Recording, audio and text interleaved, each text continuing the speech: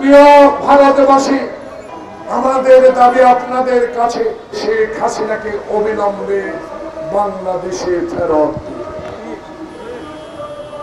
মানুষের আকুতি, মানুষের কথা বুঝার চেষ্টা করেন। বাংলাদেশের 18 কোটি মানুষের এখন একটি দাবি,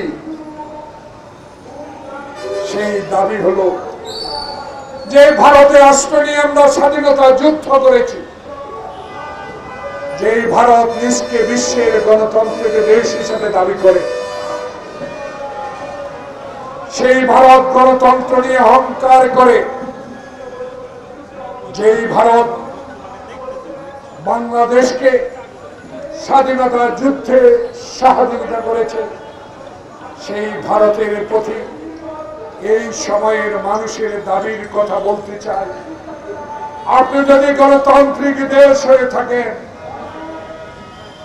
আপনি যদি গণতন্ত্রের কথা বলে থাকেন, আপনি একটু নজর দিয়ে দেখুন বাংলাদেশে 16 বছরে কত মায়ের বুক শেখ হাসিনা খালি করেছে।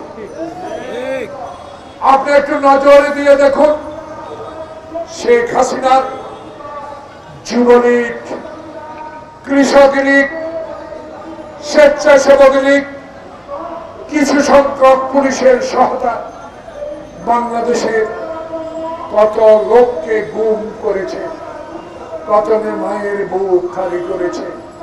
সেই দিকে একটু নজর দিয়ে আবু সাইদ খোকনকে স্মরণ করে, অসংখ্য নেতাকর্মীর রক্তের দিকে একটু স্মরণ করে দয়া করুন আমাদেরকে অন্তর্বর্তীকালীন সরকার ডক্টর ইউনূসের কাছে সরকার প্রধান হিসেবে বাংলাদেশে শেখ হাসিনাকে অবিলম্বে বাংলাদেশে ফেরত।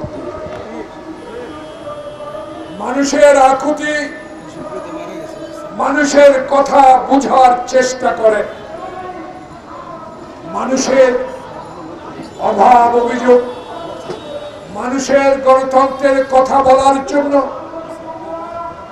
বাংলাদেশে বাংলাদেশ জাতীয়তাবাদী দলের চেয়ারপারসন বেগম খালেদা জিয়াকে একটি অসত্য মামলায় আপনি সাজা দিয়ে আজকে মৃত্যুর পথে ঠেলে দিয়েছেন। প্রিয় ভারতবাসী, এখন আপনাদের দাবি, আমাদের দাবি আপনাদের কাছে, বাংলাদেশের এই গণহত্যাকারী আবু সাইদ খোকনকে গুলির নির্দেশদাতা বাংলাদেশের সবচেয়ে ইতিহাসের স্বৈরাচারী সরকার শেখ হাসিনাকে অবশ্যই আপনি বাংলাদেশের হাতে হস্তান্তর করুন। আপনার নির্দেশ প্রাপ্ত কিছু সংখ্যক বিচারপতি দিয়ে তারেক রহমানকে 21 গ্রেনেড হামলায় সাজা দিয়েছেন। প্রিয় বন্ধুগণ, 21 গ্রেনেড হামলায় তারেক রহমানের কোনো সম্পৃক্ততা নাই। রাজনৈতিক প্রতিহিংসার কারণে সেদিন কাঙ্গারি কোর্ট দিয়ে তারেক রহমানকে সাজা দিয়েছেন।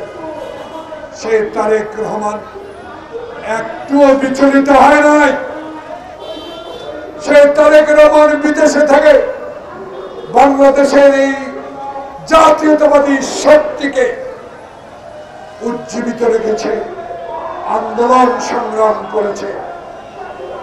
সে আন্দোলনের ফসল ছাত্র জনতার রক্ত। তাই তার কথাটুকু প্রচার করেন নাই, তার বিবৃতি প্রকাশ করেন নাই, তার দুটি কথা পত্রিকায় লেখার জন্য নির্দেশ প্রাপ্ত হয়ে আপনারা বন্ধ করে দিয়েছিলেন। আজকে সেই তারেক রহমান বাংলাদেশের মানুষের কাছে ঋণী। বাংলাদেশের মানুষ তাকে স্মরণ করে, বাংলাদেশের মানুষ তার জন্য দোয়া করে, কারণ সে এমন একটা পিতার সন্তান, এমন একটি পিতা মায়ের সন্তান, যে পিতা বাংলাদেশের স্বাধীনতা ঘোষণা করেছে, যেই মাতা বাংলাদেশের গণতন্ত্র পুনরুদ্ধার করেছেন হোসেন মোহাম্মদ এরশাদ। সেই নেত্রীর নেতার সন্তান তারেক রহমান।